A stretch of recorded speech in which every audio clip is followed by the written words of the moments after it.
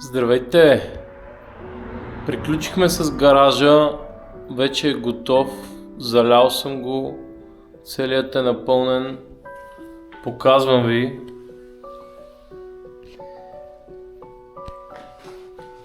Показвам ви как е станало. Ето тук първоначално тръбите, които сложихме. Тук това играе ролята на канал. Ето другият отвор.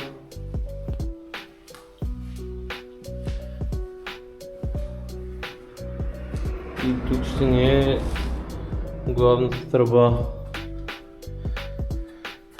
за фекалченцата. Виждате колко материал отиде. Не съм го снимал как съм бъркал и как работя, защото идвах предимно вечер и няма подходяща светлина. Готови сме. Тук доста зор видях, докато го напълня. Не знам, 5 тона и половина пясък. 5 тона и половина пясък с не знам колко цимент, може би около тон и нещо цимент. Близо някъде около 10 тона да е цялата работа станала. Стана да се измаже тук и вече отпред една естакада трябва да се направи пак от бетон. И тук да се сложи една гаражна врата, ще ви покажа сега отпред как е, за да добиете представа. Така изглежда отпред. Тук имаше едни дървета, които съм ги отрязал. Някакви хръстовидни такива. Тук това нещо трябва изцяло да се почисти. Най-вероятно ще стане с някакъв багер. Това си мислих сам да го чистим, обаче не мисля, че ще се получи.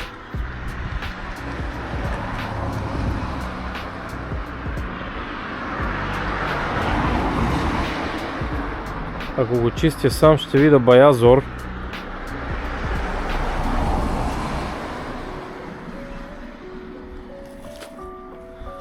Затова най-вероятно ще трябва да се помолим на някой багерист да го почисти. И от тук пак се излива бетон. Този път ще си поръчаме чакъл. Горе-долу трябва да дойде на нивото на улицата. Малко по-високо, така че да не влиза вода. За момента работата по гаража остава на пауза и продължавам горе с направата на замазките. Трябва да довърша замазките горе. Някой ми казаха защо не снимаш и някакви други работи. Ами в момента съм се хванал да правя замазки. Какво да ви кажа? Като приключа с замазките, тогава ще снимам нещо друго. Тук грешката ми е, че не взех чакъл. Трябваше да взема чакъл, бетон и чак на финала да правя пясък и цимент, за да го заравня. Тук отиде много материал и камъни съм слагал отдолу и какво ли не. Но стана перфектно по мое мнение. Нито ще спука, нито ще се нацепи, нито нищо. Малко е ниско сега от пода до тавана, но тя такава е цялата сграда с ниски тавани. Сега се качваме горе. За да ви покажа горе докъде съм стигнал. Цимента, който ползваме от Ангро, ползвах хубав цимент, да ви кажа. и на добра цена. Само оттам пазарувам.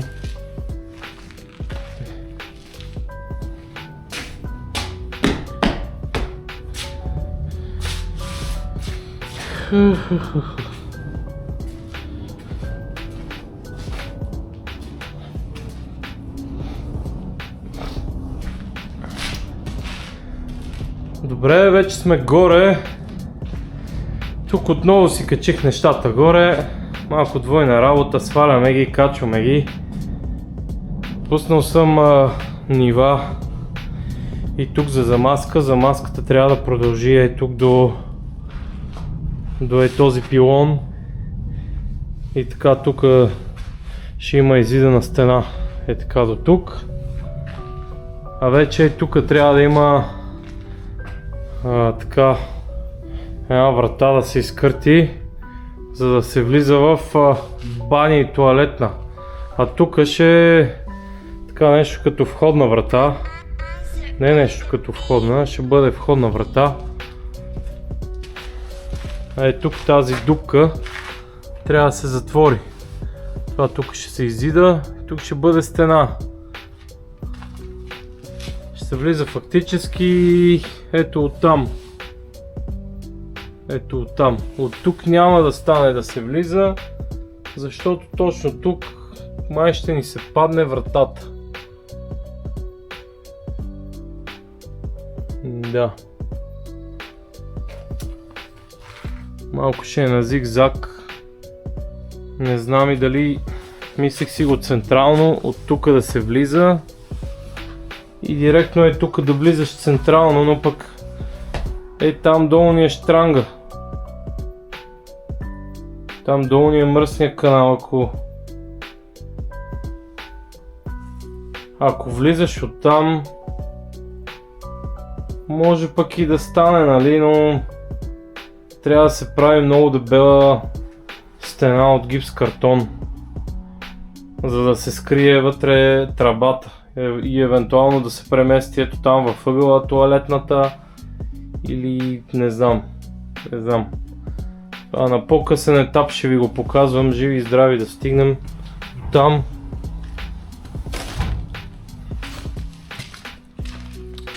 Тук по същия начин, както в първото видео, ако сте гледали, това ви го спестявам, защото е досадно да бъркам и да разтивам тук, но тук идва по-тънко става. Тук е най-високата точка. Тук е имало дупки за комин, така и не са довършени, аз съм ги запушил. И тук е най-високо. Тук, на това място. Тук сме на сантиметър и половина. Там в онзи край, където съм снимал, там е с фибран. Отиваме на 8-9 см или нещо такова. И тук съм слагал лепило. Отдолу мажа по пода лепило. Ще ви покажа сега как мажа лепилото. И съм наливал. И за целта съм ползвал ето такива майки. Тези по-тънките, които са за измазване на стена. Защото дебелите са около 2-3 см. Мисля, че са и с тях не става. Трябва да са по-тънки. Малко по-трудно се пускат, особено когато ги пускаш с цимент. Аз съм слагал така топки цимент. И с лазера отново ги нивелирам, но пак ви казвам, идвам вечер, за да пусна нивата, защото лазера, когато е слънчево, не виждам изобщо какво показва. Миналия път съм налял ето тези две парчета, защото все пак някак трябваше да си тръгна и това в средата го оставих, но сега ще го напълня.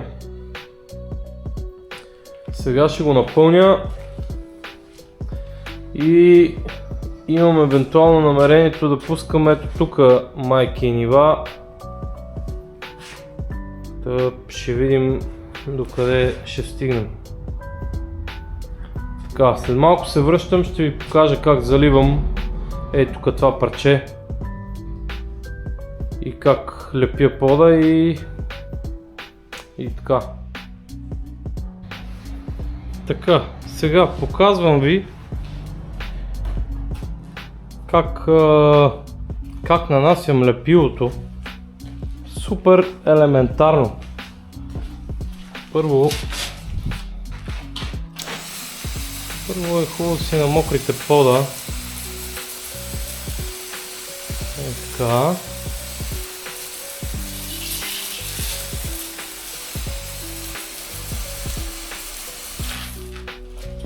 Хоп. Готово. И след това така лепило съм си разбъркал като боза и го изсипам. Оп! Май сипах много.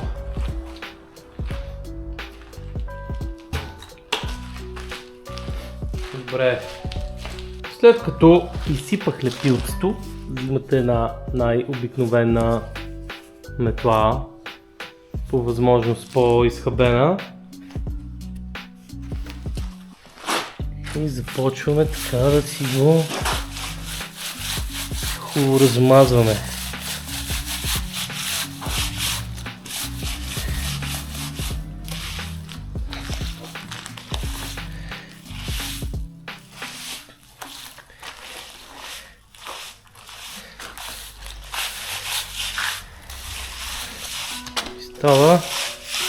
Става перфектно. Красота. Гледай каква красота.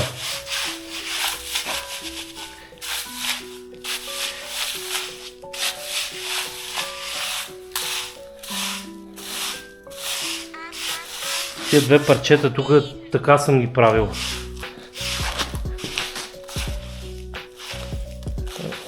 Стана малко гъстичко, ама какво правиш? Такъв ми бил късмет.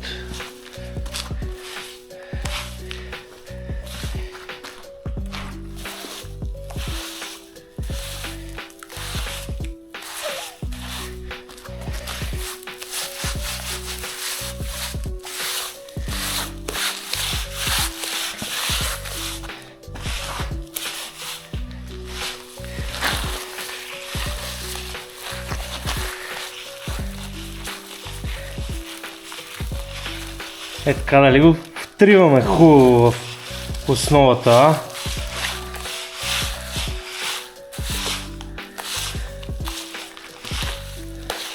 Не съм я почиствал отдолу или нещо обезпрашавал. Тя беше с пясък, с цимент, спомняме. Чай да мажем тук тази дупка.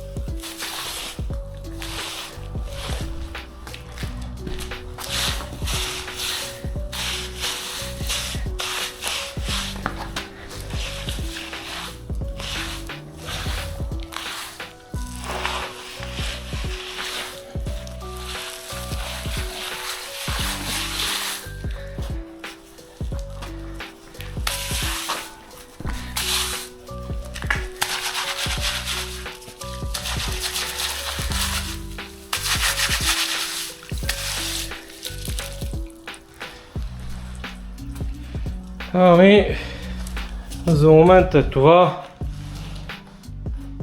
Сега започвам да бъркам, да нанасям и после ще ви снимам. За днес вече приключих и ето го това в средата, което го издахме последно. И вече става абсолютно равно. Пуснал съм оттатъка нива в другата стая. Обаче тук направих една малка грешка. Няма осветление. Тук направих една малка грешка и знам, че я направих. Но не знам, трябваше първо тук да пусна нивата така в средата или поне тук от този край. Обаче от този край ми идва по-ниско и трябваше да слагам от другите майки, тези тънките. От тези. А тия са много гадни за слагане, не ми се слагаха, защото бях разбъркал материала, той вече стягаше и трябваше да бързам, а пък и стана доста късно. Понеже онази част е по-дълбока, я направих нея. Пуснах нивата тук. Останалия материал така съм позапълнил тук в средата. Пуснах нивата тук, обаче сега, примерно, когато искам да заливам и трябва да почна от този край там, няма как да мина с количката тук. Не знам как ще стане. Много съм озадачен, но някак си ще го направя. Затова не снимам доста често. Идвам, бързам, по нощите няма време, нямам осветление. Когато няма осветление, когато няма светлина, не се снима хубаво. Имам две кружки тук и това е. Ако поставите, все още не съм ги вързал. Не съм сложил кружки, ама ще стане и това. Така. В следващите епизоди ще ви покажа тук как съм го запълнил това. Ще видим, може някакво желязо, нещо да сложим, че имаме доста желязо. И така, продължаваме. Така че това е за днеска. Абонирайте се за канала и ще се видим в следващия епизод.